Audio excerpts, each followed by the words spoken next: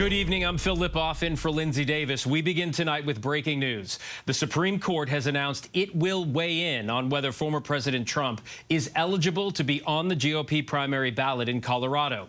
The Colorado Supreme Court ruled last month Trump could not appear on the state's primary ballot, citing Section 3 of the 14th Amendment barring officials who had engaged in insurrection from holding public office. So, how soon will the case be heard, and what impact will this have on other states who are considering similar cases? Chief Washington correspondent Jonathan Karl leads us off tonight from Washington. Tonight, an historic announcement from the Supreme Court with sweeping implications for the 2024 election. The justices revealing they will take up the case of whether Donald Trump can be banned from the ballot in Colorado for engaging in insurrection against the United States on January 6th. The court putting the case on an extraordinarily fast track, hearing arguments on February 8th, just over a month from now. A ruling expected shortly thereafter, perhaps in time for Super Tuesday. The Colorado Supreme Court banned Trump from the primary ballot there, citing the 14th Amendment, which prohibits any officer of the United States who swore an oath to the Constitution and engaged in insurrection from holding office. Whatever the High Court decides could have an impact far beyond Colorado. There have been similar efforts to keep Trump off the ballot in more than 30 states. And John joins us now. John, there is another big headline breaking out of the Supreme Court tonight involving abortion. The Supreme Court, Phil, has decided to temporarily reinstate a near total ban on abortion in the state of Idaho, even in medical emergencies. Parts of that ban had been blocked by a federal judge because it includes no exceptions for the health of the mother.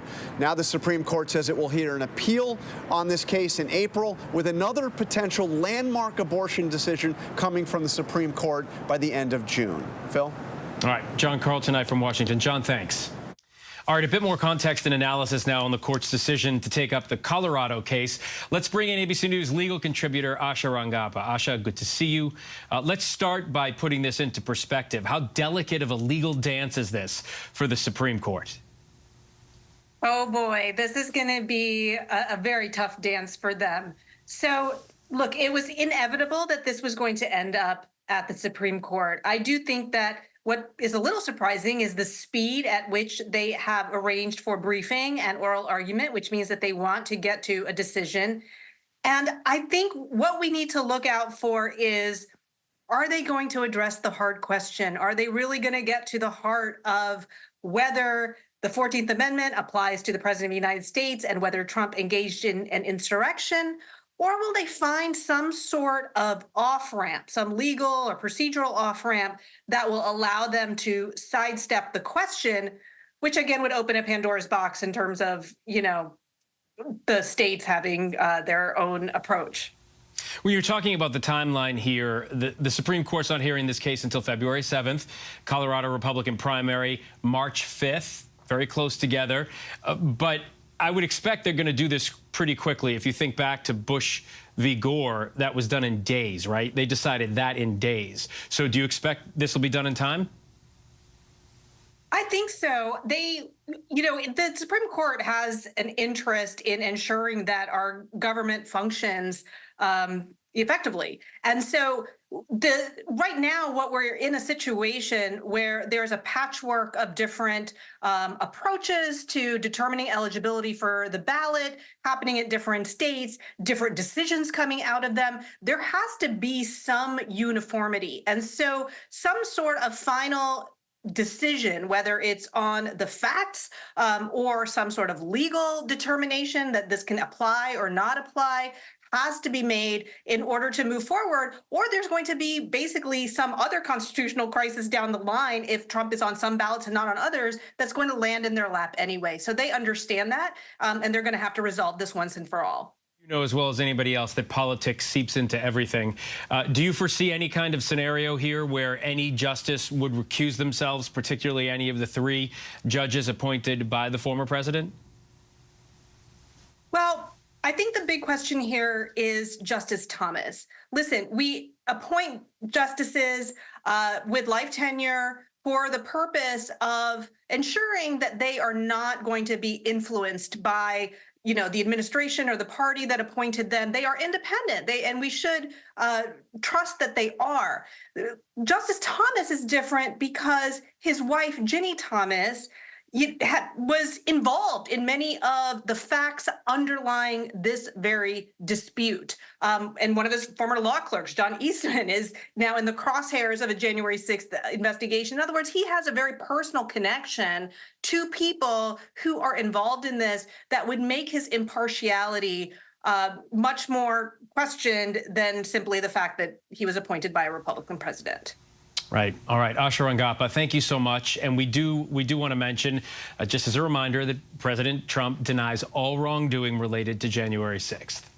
Coming up next tonight, we are tracking that major winter storm bringing snow, ice, rain, and wind to the Northeast. 15 states under winter storm alerts at this hour, from Georgia to Maine. Snow from Kansas to Texas, and rain along the Gulf sweeping up the East Coast tomorrow. ABC senior meteorologist Rob Marciano tracking it for us. Tonight, that massive cross-country storm taking aim at millions in the Northeast is now hampering the heartland with heavy snow and ice. On Interstate 49 south of Fayetteville, Arkansas, tractor trailers struggling to gain control in nearly 4 inches of snow, slamming into one another on icy overpasses. Traffic backed up for miles. We started slipping and sliding, slowed down to about 20 miles an hour, and then made it past the tunnel, and then that was it. In Wichita, Kansas, cars slipping and sliding on interstate during the morning commute. We are slammed with calls. I was talking to dispatch a while ago, and the phones just keep blowing up. One woman reported seriously injured on Interstate 70. Schools in the area closed. The system now headed for the Northeast, where some inland areas could expect up to a foot of snow. The biggest snowstorm for many in years, from New York to Boston. But as always, a big difference depending on where you are. Rob joins us now. Rob, where's this storm going to hit the hardest, and can you time it all out for us? Hey, Phil, you're right about that. I mean, where you live is going to depend completely what you get with this storm. Just a few miles inland, and you're going to get hammered with a lot of snow. All right, watches have been upgraded to warnings across a huge chunk of the Northeast, sliding back through Virginia and into North Carolina. The storm itself is pushing across the Mississippi right now, and heavy rains with most of the lift there across the Southeast overnight tonight. Then the precip shield gets it up into southern Ohio and parts of Virginia with a snowy mix tomorrow morning, and then that pushes up into D.C. and Philly, which changes quickly over to rain. The snows are in New York City by around dinner time tomorrow night. Wet snow might get an inch or two before it changes over to rain, because that low is close enough to where it pushes that mild ocean air up along the I-95 corridor, and then moving east, it turns everything back to snow. We're going to see some wind with this. We'll probably see some power outages as well. So a significant storm, but look at these numbers. 1 to 3 inches of snow along New York Metro, near the coast, probably nothing on Long Island. 3 to 6 inches, just a few more miles inland, and maybe a mere 20, 25 miles inland. You're talking up to a foot of snow there, so that's going to be a high-impact situation. Any sort of preparations or travel you have to do here in the next 24 hours should get done by at least lunchtime tomorrow. Phil? All right. Good heads up. Rob, thanks so much. A massive inferno damaged an industrial park complex just outside of New York City today. The fire started just before dawn. More than 100 firefighters battling the flames in Elizabeth, New Jersey, right near Newark Airport. The fire and smoke could be seen for miles. Nearby schools delayed classes. Some even closed altogether out of concern about the air quality. ABC's Trevor Ault is on the scene for us. Tonight's stunning images after this 4-alarm inferno erupted at a New Jersey industrial park. These massive flames just south of Newark Airport. Watch as planes land with the fire in the background. Flames, as you can see, are now just raging through this large building. More than 100 firefighters facing cold temperatures and icy conditions, battling the blaze as it spread across 5 different manufacturing and warehouse buildings. The massive plume of smoke visible from miles away. All these hours later, we still have tons of crews here working to get this fire under control. You see the massive portion of the roof that gave way in the heat of these flames. Multiple nearby schools delaying or even canceling classes, fearing hazardous air quality. Tonight, officials assuring the public it's safe. We are not calling the fire contained, but we are hoping there will be no more extension of the fire. And Phil, this fire is still burning tonight. Officials say firefighters could likely remain out here through the weekend. Phil? Trevor, thank you. This is new tonight out of the Pentagon. Secretary of Defense Lloyd Austin has been hospitalized.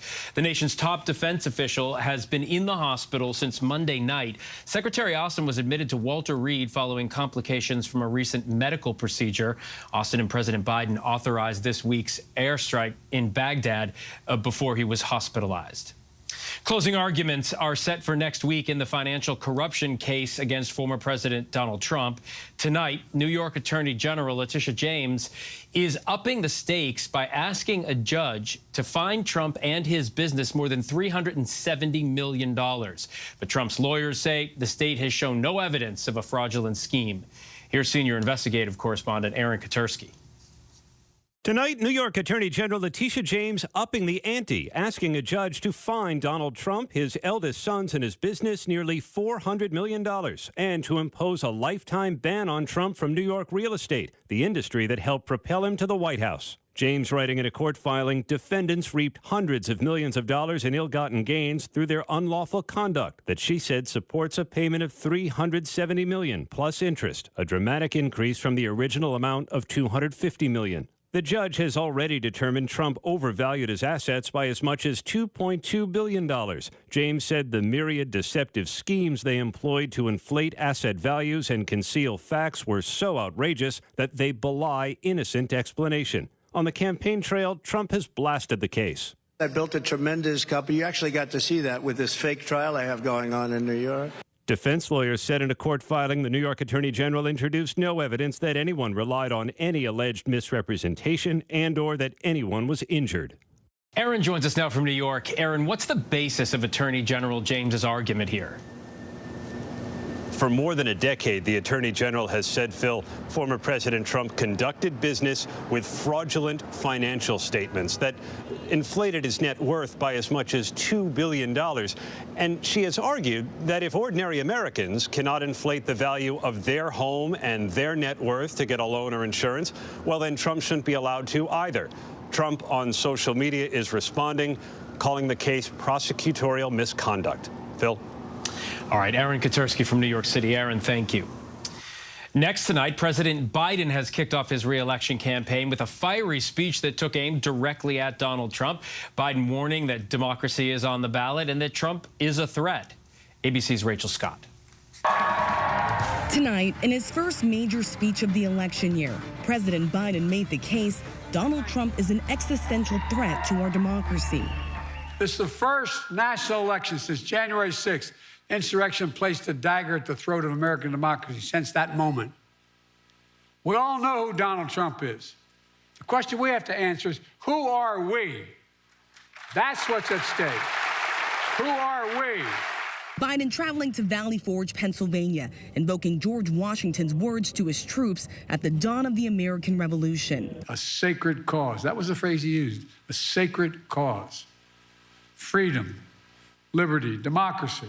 Today, we're here to answer the most important of questions. Is democracy still America's sacred cause? Biden accusing Trump of using violence to cling to power. Trump exhausted every legal avenue available to him to overturn the election. Every one. But the legal path just took Trump back to the truth. That I'd won the election and he was a loser. The president reminded Americans what Trump told that crowd on January 6th. He told the crowd to fight like hell, and all hell was unleashed. The whole world watched in disbelief, and Trump did nothing. It was among the worst derelictions of duty by a president in American history. The president warning if Trump wins re-election, the worst could be yet to come. Trump's not concerned about your future, I promise you. Trump is now promising a full-scale campaign of revenge and retribution, his words, for some years to come. And Rachel joins us now from a Trump event in Iowa. Rachel, Donald Trump now responding to President Biden's speech, what we just heard there in your story. What does he have to say tonight? Yeah, Phil, just moments ago, the former president responded to President Biden's speech, calling it pathetic and fear-mongering, still pushing those false claims about the 2020 election. Trump is now on a swing throughout Iowa, but the caucuses just 10 days away, Phil. 10 days away. All right, Rachel Scott, thank you. More documents released today in the Jeffrey Epstein case. This adds to the total of more than 120 documents released. Today's batch includes newly unsealed email exchanges between Epstein and Ghislaine Maxwell in 2015 on what to say publicly to combat allegations from one of his victims, Virginia Giuffre. Included in the email exchange, Epstein instructed Maxwell on how to interact with the press. The police officer convicted of killing 23-year-old Elijah McClain was sentenced to more than a year behind bars for criminal negligent homicide. Officer Randy Rodema was among 5 first responders who arrived on a scene after a 911 call reported McClain as, quote, sketchy in August of 2019. Rodema and fellow officers restrained McClain while paramedics administered ketamine, which led to his death. During today's sentencing, where Rodema was sentenced to 14 months, McClain's mother asked the court to give Rodema the maximum punishment, which would have been 3 years. The world knows you, Randy Rodema, as an evil person. In the history of Colorado, as well as the history of the world's events, Elijah McClain will always be the hero, and Randy Rodema will always be the villain. Divine justice for my son, Elijah McClain. Also tonight, 1 person is dead and 22 injured in upstate New York after a bus rollover on Interstate 87. The long-distance bus operated by the company Flixbus was headed from Montreal to Manhattan when it flipped over in the town of Lake George near Albany. The passengers on board were mostly Canadian. Still, officials have not released all the details, though, of their ongoing investigation. And now to that interview with Gypsy Rose Blanchard, just days after leaving prison for her role in the 2015 murder of her abusive mother. Her story captivated the nation, a young, seriously ill girl, obsessively cared for by her protective mother. But she wasn't ill at all. She was actually the victim of her mother's psychological disorder. 2020 co-anchor Deborah Roberts speaks to Blanchard about her newfound freedom, her social media fame, and her mission to tell her story. I share my story to be a cautionary tale so that the next person that might be in a situation like mine, they don't take the route that I did. Gypsy Rose Blanchard is finally tasting the freedom she's long dreamed of. Tell me about the day you stepped out from behind the prison walls. You don't realize how much you're restricted in prison. I felt like I was in a black and white world and I just stepped into Technicolor. It was amazing. Her world shifting after spending nearly 9 years in prison for helping plot the murder of her own mother. Gypsy, a victim of her mother's psychological disorder, commonly known as Munchausen syndrome by proxy, in which parents seek sympathy through the exaggerated or made-up illnesses of their children. Since childhood, Gypsy's mother, Dee Dee, portrayed her daughter as frail, disabled, suffering from multiple illnesses, including leukemia and muscular dystrophy, subjecting the girl to life in a wheelchair, a feeding tube, and unnecessary surgeries, even having some of her teeth removed. It was all a lie. When you look at these pictures now of Gypsy Rose, what do you think now? I don't even associate with that little girl anymore. Do you recognize her? I don't. I know that it's me, but at the same time, that isn't me anymore. Your mom has been portrayed as a monster. I don't believe my mother was a monster. She had a lot of demons herself that she was struggling with. I didn't want her dead. I just wanted out of my situation. And I thought that that was the only way out. In 2015, Gypsy says she reached a breaking point and plotted with a boyfriend she met online, Nicholas Godejohn, to kill her mother. Gypsy would later plead guilty to second-degree murder. Godejohn was convicted of carrying out the stabbing death and sentenced to life in prison without the possibility of parole. Is it fair that he is incarcerated for life for killing your mom and you're out? Well, I'm sure that we both have a lot of regrets. All I can really say is that I did my time. He's doing his time for his part. And I wish him well on his journey. During her prison stay, public fascination with Gypsy exploded. Her story portrayed in multiple documentaries and a drama series, The Act. I'm so trapped. I can't tell anyone. Gypsy now sharing unscripted personal details about her past in a Lifetime docuseries, The Prison Confessions of Gypsy Rose Blanchard. You say that you were addicted to painkillers. How serious was this addiction? You know, this is really hard to talk about because it took me down a really dark path. But I felt like it was my only way to cope for a time. So when you made this decision to take part in the killing of your mom, were you high? Yes, I was.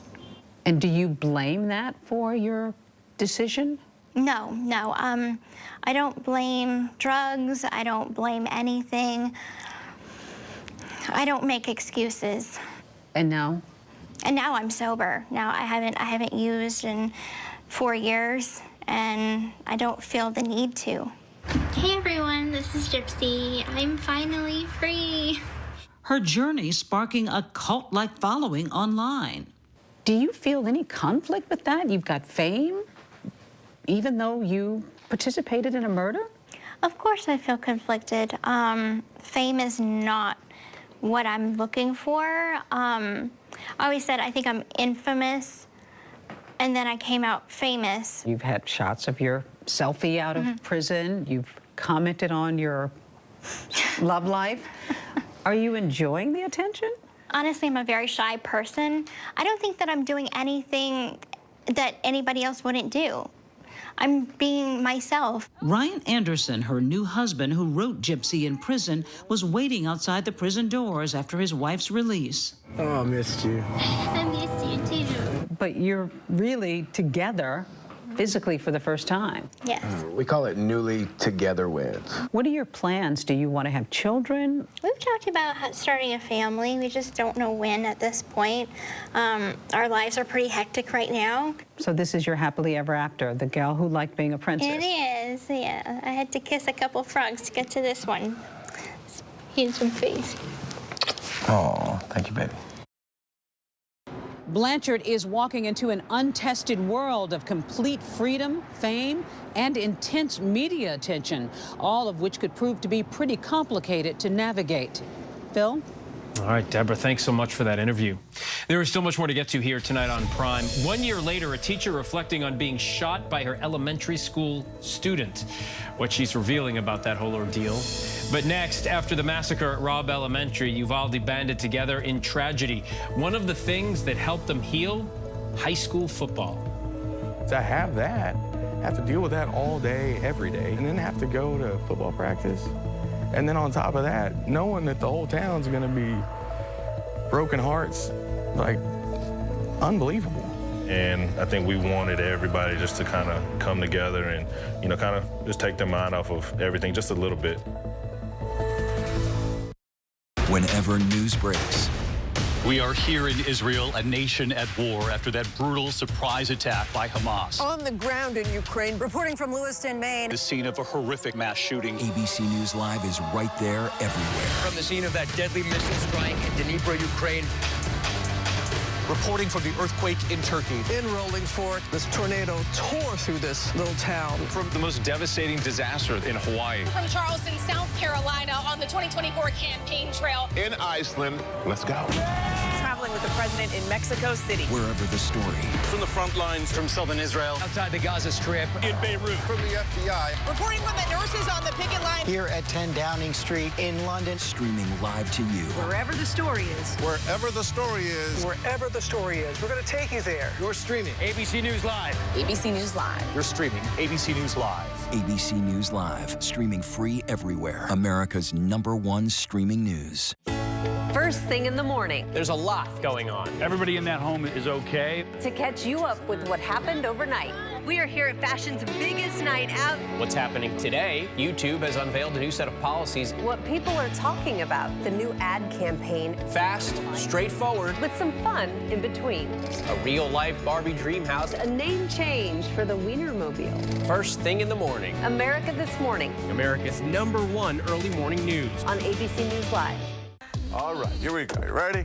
Let's do it. Yes, it's the show America wants and America needs right now. This is What Would You Do? Let's go. How are you? How cute. Yes. So what will you be watching Saturdays on ABC News Live? What would you do? Hey, I guess I just found out. The What Would You Do Marathon, 2 to 6 Eastern, every Saturday on ABC News Live. My favorite show. Welcome back. Just weeks after the shooting at Robb Elementary, in which 19 children and 2 teachers were killed, football came together to aid a community immersed in grief. It's now the subject of a new documentary from ABC's Uvalde 365 team and ESPN Films entitled 21 Loyal and True. ABC's John Quinones followed the Uvalde Coyotes high school football team during a tragic and emotional season. They should never be forgotten, and that these names should forever be carried on. You don't have to go very far in Uvalde, Texas, to be reminded of all that was lost here that tragic day, May 24th, 2022. The faces of those who were taken now line the streets of the town square. When I first met Justin Rendon, he was starting his senior season as captain of the 2022 Coyote football team. We followed the team for an entire year, getting behind-the-scenes access. After the mass shooting, these players and coaches desperately needed to lean on each other. I'll never forget that day. I still see that every day. It'll pop up in my mind off and on during the day, every day. 21 was just, it was a lot. It was a lot of people that it affected. There's 21 members of this community that are no longer here with us, and it'll never be the same again. When that happened, everything stopped. You know, obviously, tragedy happened, but everything froze for a moment. So there was a whole lot of nothing going on at the time, but it did kind of, it shut down what we were doing football-wise. You were afraid to talk to people in the grocery store or smile when you're in town, because you didn't know who you were with, and you just didn't feel like smiling. To have that, have to deal with that all day, every day, and then have to go to football practice. And then on top of that, knowing that the whole town's gonna be broken hearts, like, unbelievable. And I think we wanted everybody just to kind of come together and, kind of just take their mind off of everything just a little bit. Go! It felt like they were out there 2, 3 hours or so because they were just actually having fun. It was kind of, I think, an opportunity for them to just get a little bit of relief. I don't know how many kids would have handled it the way these guys have. We see it, whether it's shirts, some of them write stuff on their cleats, whether it's a cousin, a sister, a brother, you constantly reminded. You can't get away from it. And, you try to be there for them and just let them just immerse themselves in this team, this community, this family, this brotherhood that we try to build together. Being able to go to strength and conditioning, just bringing everybody together, is what just was like a therapy, just so everybody didn't have to feel the sadness and the sorrow. They just were able to feel the comfort of the family that we have.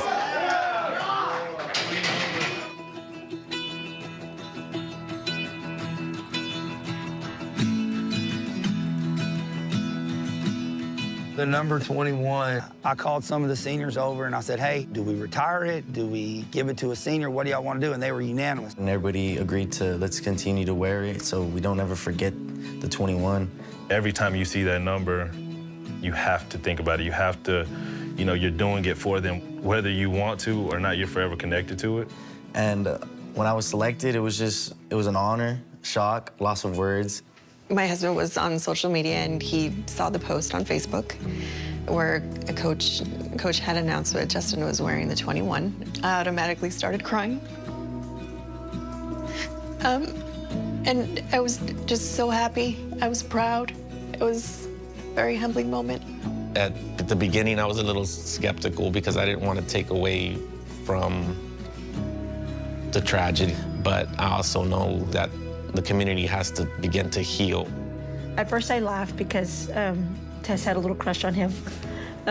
So I thought it was like, and he's such a good kid, He's very respectful, he's a really good kid. That significant number now that will always be associated with Uvalde, and he gets to carry it out on Friday nights. He also gets to showcase that we're still family. We're trying to heal.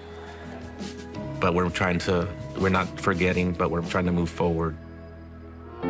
They fought hard on every single play, running on the memory of the 21 and giving the people of Uvalde a reason to smile and cheer. For this very special football team, it was a season like none other, one they'll never forget. And the number 21, you'll always carry that in your heart? Yes, sir, forever. It'll always be something part of this community and me. And in the hearts of people all across this country. Our thanks to John Quinones and the entire Uvalde community. And you can watch 21 Loyal and True streaming tonight on ABC News at 8 p.m. Eastern and all weekend. It's also available on demand on ESPN+. There is still much more to get to tonight. Coming up, major changes for a gun rights group. Why an embattled executive is now stepping down. But next, the American commute is only getting longer. You know that. Just how much time some drivers, though, are spending in traffic? We'll tell you by the numbers. More Americans turn here than any other newscast. ABC News World News Tonight with David Muir, America's #1 most watched newscast across all of television. This is ABC News Live. The crush of families here in Poland. At refugee centers In Putin's Russia. On the ground in Ukraine. Close to the front line. From the capital, destructive Cat 4 storm. You're along I-5. Boston is in the bullseye. Let's go. ABC News Live, America's #1 streaming news. Anytime, anywhere. Streaming 24/7, straight to you for free. Thank you for making ABC News Live America's #1 streaming news. From America's #1 news comes the all-new ABC News app. Breaking news, incredible video, faster, smarter, and customizable to your interests. If you love being in the know, you're gonna love this. Experience the all-new ABC News app. Download it now. All right, here we go. You ready? Let's do it. Yes, it's the show America wants and America needs right now. This is What Would You Do? Let's go. How are you? Yes. So what will you be watching Saturdays on ABC News Live? What would you do? Hey, I guess I just found out. The What Would You Do Marathon, 2 to 6 Eastern, every Saturday on ABC News Live. My favorite show. First thing in the morning. There's a lot going on. Everybody in that home is okay. To catch you up with what happened overnight. We are here at fashion's biggest night out. What's happening today? YouTube has unveiled a new set of policies. What people are talking about. The new ad campaign. Fast, straightforward. With some fun in between. A real-life Barbie dream house. A name change for the Wienermobile. First thing in the morning. America This Morning. America's #1 early morning news. On ABC News Live. We have really good news. Congratulations, your birthday. I was terrified. It was just so traumatic. Nightmare. People need to understand, these were wanted babies. 18 women facing life and death medical conditions. Their lives now out of their control. I felt like I was going to die. Our lives and our health are debatable. I wouldn't wish this upon my worst enemy. Diane Sawyer, Rachel Scott, On the Brink, now streaming on Hulu. Why do so many people start their day here? From ABC News, this is Start Here. To be in the know and get a different take on the day's top stories. A lot of news today, so let's get into it. Listen now to the Daily News Podcast honored with 4 Edward R. Murrow Awards and see why the New York Times calls it a news podcast worth listening to. Start Here, ABC News. Make it your daily first listen. Now, that's a part of the story I bet you didn't see coming. Wherever you get your podcasts, Start Here. It's lunchtime in America, so what are we serving up? Well, how about everything you need to know? You know, that sounds pretty good. Give it to me. Your health, your money, breaking news, pop culture, with the biggest stars, music, trends, and of course, good food. GMA 3, what you need to know. A third hour of GMA in the afternoon. So join us, Afternoons. For everything you need to know. I love that. Reporting from the Capitol, I'm Rachel Scott. Wherever the story is, we'll take you there. You're streaming ABC News Live. Welcome back. The American commute to work just keeps getting longer. So what does that say about how and where we live? Let's take a look by the numbers. The average one-way commute in this country is at an all-time high of 27.6 minutes. And a record 9.8% of commuters say they travel at least an hour to work every day. That's according to the U.S. Census Bureau's 2019 data, and that is the latest available. Back in 2006, the average travel time was 25 minutes. That means we've increased our time getting to work by about 10% since then, largely because workers have had to move farther away due to rising housing costs in job centers. Americans who use public transportation have the longest commute times. Bus riders have an average commute of 46.6 minutes. Workers of color have longer commutes than white people on average and are more likely to work a job that can't be done from home. The COVID-19 pandemic reversed that trend, though. Between 2019 and 2021, the number of people working from home tripled to 17.9% of the workforce, which works out to about 27.6 million people. That's according to the 2021 American Community Survey. In fact, with more people working from home, the average commute time dropped at that time to 25.6 minutes, shaving off 2 minutes. Many people abandoned public transportation during the pandemic for fear of infection or because they could work from home. And obviously, many public transportation agencies are still trying desperately to woo travelers back. There is still much more ahead here tonight on Prime. The serious consequences for a YouTuber who intentionally crashed a plane. Actors Dan Levy and Ruth Negga tell us how their new film handles loss and the power of friendship. Whenever, wherever news breaks, it's so important to always remember that lives are changed. Here in London, in Buffalo, Uvalde, Texas, Edinburgh, Scotland. From Poland once again tonight. Thank you so much for streaming with us. Ukrainian refugees here in Warsaw. Do you think you'll ever be able to go back home? We're heading to a small community outside of Mexico City. Splintered houses and splintered lives. The magnitude of the devastation. You're streaming ABC News Live. Reporting from Rolling Fork, Mississippi. Santa Fe, New Mexico. Raleigh, North Carolina. The U.S. Capitol. Mayfield, Kentucky. Minneapolis. Mexico. Tongass National Forest, Alaska. Getting you behind the stories as they happen, giving you a front row seat to our world as it plays out in real time, live. ABC News Live Prime. We'll take you there. Stream ABC News Live weeknights, America's most honored streaming news program, only on ABC News Live. Streaming free right now wherever you stream your news. First thing in the morning. There's a lot going on. Everybody in that home is okay. To catch you up with what happened overnight. We are here at fashion's biggest night out. What's happening today? YouTube has unveiled a new set of policies. What people are talking about. The new ad campaign. Fast, straightforward. With some fun in between. A real-life Barbie dream house. A name change for the Wienermobile. First thing in the morning. America This Morning. America's #1 early morning news. On ABC News Live. This is ABC News Live. The crush of families here in Poland. At refugee centers. In Putin's Russia. On the ground in Ukraine. Close to the front line. From the capital, destructive Cat 4 storm. Here along I-5. Boston is in the bullseye. Let's go. ABC News Live, America's #1 streaming news. Anytime, anywhere. Streaming 24/7, straight to you for free. Thank you for making ABC News Live America's #1 streaming news. Whenever, wherever news breaks, it's so important to always remember that lives are changed. Here in London, in Buffalo, Uvalde, Texas, Edinburgh, Scotland. Reporting from Rolling Fork, Mississippi. Ukrainian refugees here in Warsaw. We're heading to a small community outside of Mexico City. Getting you behind the stories as they happen. ABC News Live Prime. We'll take you there. Stream ABC News Live weeknights wherever you stream your news. Only on ABC News Live.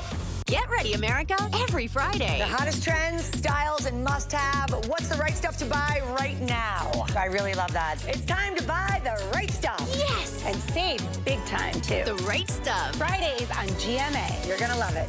Why do so many people start their day here? From ABC News, This is Start Here. To be in the know and get a different take on the day's top stories, start here. Now, that's a part of the story I bet you didn't see coming. Make it your daily first. Yes, it's the show America wants and America needs right now. This is What Would You Do? Let's go. How are you? Yeah. So what will you be watching Saturdays on ABC News Live? What would you do? Hey, I guess I just found out. The What Would You Do Marathon, 2 to 6 Eastern, every Saturday on ABC News Live. My favorite show. Welcome back. 1 year later, a teacher speaking out after being shot by a student, a special road that could actually charge your phone, and why a new set of stamps could spice up your life. These stories and more in tonight's Rundown.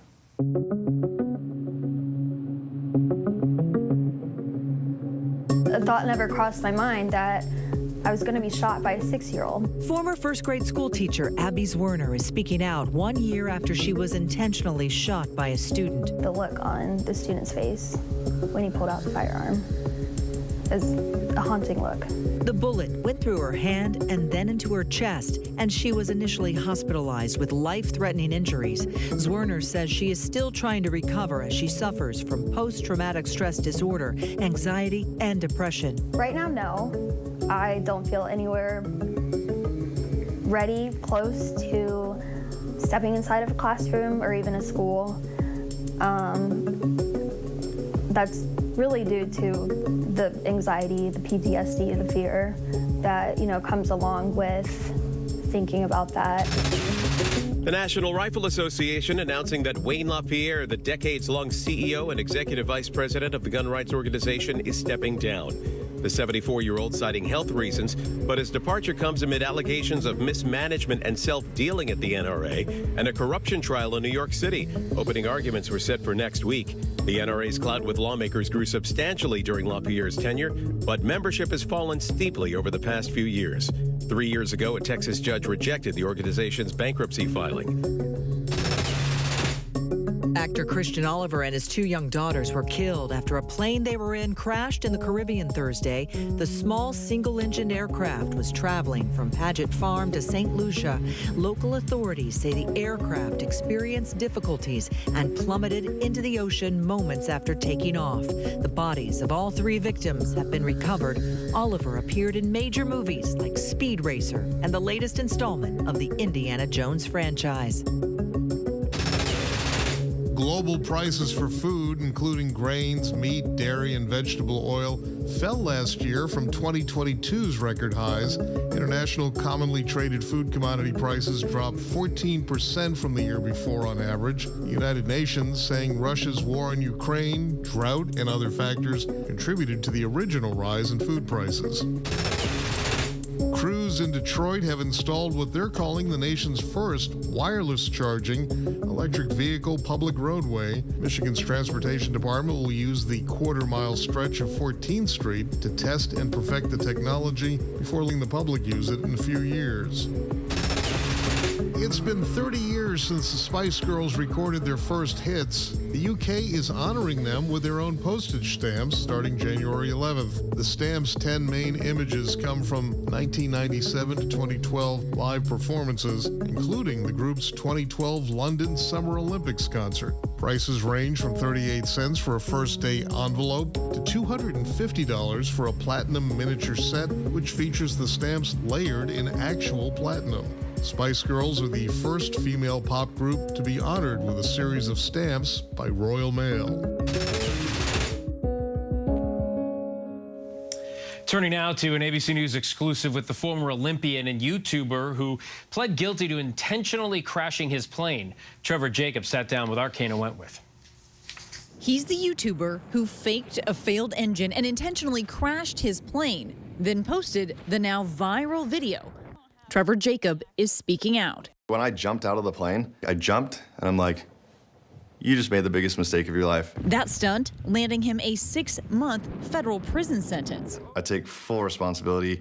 I don't think that this type of behavior is okay. The former Olympic snowboarder says he carefully planned the stunt over a California forest back in November of 2021. I made sure that there was no fuel in the plane. I made absolutely sure that There was nobody in that vicinity. Prosecutors say he even secured a sponsorship deal. I am not condoning this type of action. With that being said, I did pretend that, you know, the engine died and kind of made the saga of the video.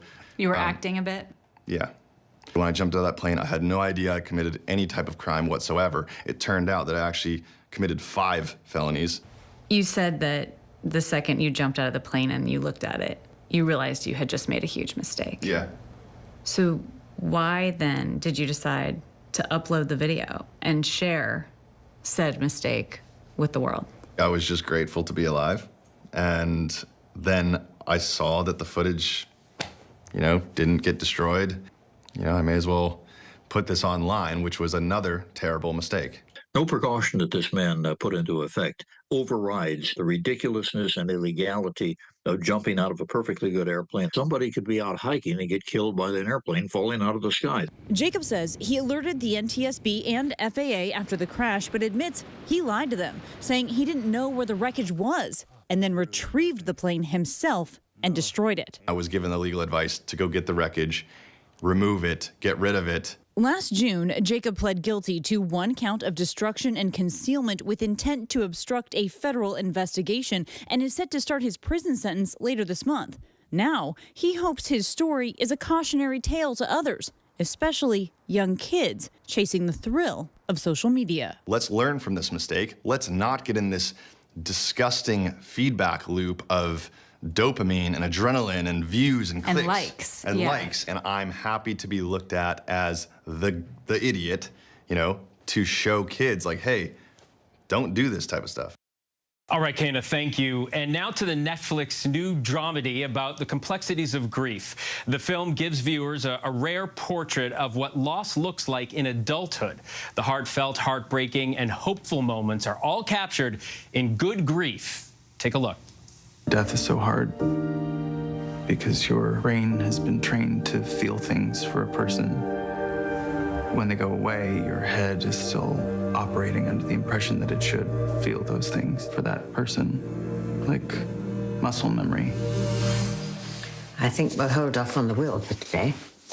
Do I look older to you? I feel like I've aged a lot. No. Yes, your husband just died. You're allowed. My God. We are so excited to have the director and star of the film, Dan Levy, and his co-star, Ruth Negga, with us today. Guys, thank you so much. You have this cast of characters and the complexity between them, and then this big event happens, and there's loss. The moments in Good Grief capture lessons of friendships and romance that you would see in a romantic comedy, but you see them here too, and there's romance as well. Was that what you set out to do? I would argue it's almost the inverse. What I wanted to say with this movie is that the friendships deserve the spotlight. So it's the reverse. It's kind of a love story about friendships, and the romance lives on the side. And for everyone out there who's, you know, unpartnered and their friendships are the great loves of their life, as they are for me, it's a movie about that. It's a movie that really centers friendship in the wake of a great loss, and it was a very meaningful story to tell for me. Well, the romance you're talking about in the film is between your character, Mark, and your late husband, Oliver, who we meet in the beginning, but it also shows the love, as you're talking about, of your friends. Yeah. So let's take a look at that. Can you both relax, please? Marcus. Lovey. We have been here for you whenever you've needed us for almost a year now. We built you the nest, and we sat on you for a year. It's time to hatch. I like watching actors watch themselves act. I just love watching Ruth Negga on screen. She's amazing, right? Unbelievable. Ruth, that dynamic, you know, you trying to be the best friend you can be to someone who's had this incredible loss. What's that like as an actor? Well, I mean, as Dan said, I mean, why I was drawn to this project was, I think, for me, it was an authentic celebration of the very real connections that you have with your pals, you know, and how they support you through the hardest times of your life. But we do need sort of a gentle nudge, as Sophie says, out of the nest, because we do need to sort of pick ourselves up and carry on, even though, you know, we might feel like not doing that at all. And I think that's what our friends are there for, you know, is to remind us that there's a whole life out there that we must re-engage with. You really built up the characters and their friendship. I'm curious, for both of you, why do you think grief is such a hard topic to approach in a film like this? Grief can be very confusing. And I found myself constantly asking myself, was I doing enough? Am I honoring, in my case, it was I lost my grandmother. Am I honoring her enough? What are my feelings? Are they enough? And what a strange question to ask yourself in the wake of something so sad. And yet, in sharing the script with people and letting people into the idea as I was writing it, I was realizing other people were having these questions. And that felt worthwhile. It felt like a worthwhile conversation to push out into the world, so that perhaps if there are people at home who are wondering whether they're doing it properly or really questioning their own relationship to grief, that maybe there's something to look to that makes them feel less isolated. What do you both hope? And of course, you as the writer, you have your hopes, but also acting in it and being a part of it. What do you hope people take away from this film when it comes to grief? Oh, I think I hope that people feel less alone, and that you know, maybe it helps us understand that grief isn't something you solve, you know, it's something that you move through at your own pace and in your own organic way. I do hope that it acts as a comfort to people, because grief can be an incredibly sort of lonely experience. And I think to put something out there that hopefully allows people to feel a sense of community around it is important. And Ruth, thank you so much. The film is beautiful. It's wonderful to meet both of you. And you can watch Good Grief now, streaming on Netflix. Meantime, we are learning a bit more about that deadly shooting in Perry, Iowa. Principal Dan Marburger, who was shot several times and is in critical condition, we're told placed himself in harm's way by distracting the gunman to give students time to escape. Police say the suspect, the student at the school, opened fire, killing at least a sixth grader who was shot 3 times. The teen then shot several other people, leaving 7 wounded in that shooting altogether. In a career that has spanned 5 decades, legendary sports journalist Dave Kindred covered the biggest events in sports, like Super Bowls, Olympic championship fights, and Masters tournaments. He wrote about the world's most iconic athletes, like Muhammad Ali, Tiger Woods, Michael Jordan. But his most inspiring story yet might not come from a stadium with roaring crowds, instead from a small-town gym in Illinois. In his latest memoir, My Home Team, a sports writer's life and the redemptive power of small-town girls basketball, Kindred captures the spirit and stories of the Morton High School Lady Potters basketball team, a team that, despite its size and scope, has profoundly impacted his life and his career. Joining me now is sports journalist Dave Kindred. Dave, it's good to meet you. Thanks so much for being here tonight. I got the book. This is a great read. With such a legendary career covering all those iconic figures and sporting events I just mentioned, you were inspired to write about the Morton High School Lady Potters basketball team. Tell us how that happened. Well, I was not so much inspired as attending a game, saw a friend's daughter play. And after 50 years of being in press boxes and at courtside, I wanted to write something. Now I've been doing it for 14 years. I've probably written 500,000 words about this girls' basketball team, more than anything in my life, with the possible exception of Muhammad Ali. What was it about the Lady Potters basketball team and the competition that drew you into this the way you've been drawn into pro sports? Well, they were very good to start with, you know, and I think at the bottom, all, you know, the great athletes, the good athletes, you know, these are not elite athletes. They're elite high school girls. But at the same time, they have the ambition, they have the toughness, they have the drive, they want to succeed. In the book you write, I understood my real reason for writing about the Lady Potters. They kept me alive. You say not in the sense of giving me a reason to live, but they made it possible for me to believe I existed. People I loved were gone. The newspaper work I loved was gone. I refused to be gone, to be disappeared. Tell me about that feeling and what these sports-loving high school girls, you know, brought to you. Clearly having you on the sidelines once they figured out who you were and what you've done in your life and your career must have been just so cool to have you there. But what did they do for you? They gave me a community. You know, I was afraid, as I said, newspapers, I love newspapers. I worked for newspapers for 50 years. Newspapers went away when I wasn't ready to go away. I didn't know that at the time. I thought I was retiring. But then I discovered that, gave me a community, gave me people, you know, and I was of an age, you know, I'm 82 now, but I was at an age when people were dying. My wife had a catastrophic stroke, had a grandson who died, my mother died. You know, I needed to be with people. And being in that small gym, that's where I started as an athlete. That's where I started as a sports writer. My first job, Bloomington Pantograph, covering high school basketball. So it was like literally going home. That's where the title came from, my home team, because it became my home team. And we just showed video of you up there on the ladder cutting down the net, which is really cool. I want to ask you one quick question before you go. I mean, you've had a legendary career in sports. Muhammad Ali, you talk about, Tiger Woods, Michael Jordan, Super Bowls, on and on and on. I've always thought as a journalist, every time I interview someone, I learn something from that interview about myself, about the person, about journalism, and that follows me to the next interview. I'm wondering, did interviewing any of those iconic athletes help you in interviewing any of these young women? Every one of them. I never treated these girls any different than I treated Ali or Jordan or Tiger. You know, they weren't eager to answer questions, but maybe I helped them learn how to answer questions. I was asking them questions that a professional sports writer would ask a professional basketball player. I wanted to know what happened. Why'd you do that? Why'd you make that spin move? Why'd you throw the pass out of bounds? I asked them serious questions. I treated it as serious basketball. I mean, I had fun with it. I hope the girls liked it. I hope the coaches liked it. But I had fun with it, and I treated them as seriously as I ever did anything.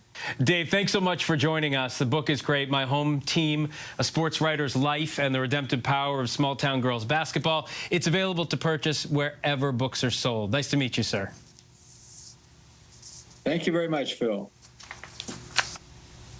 And that's our show for tonight. I'm Phil Lipoff. ABC News Live is here for you all night with the latest news, context, and analysis. And you can always find us on Hulu, Roku, Pluto TV, the ABC News app, and of course, abcnews.com. Have a good night.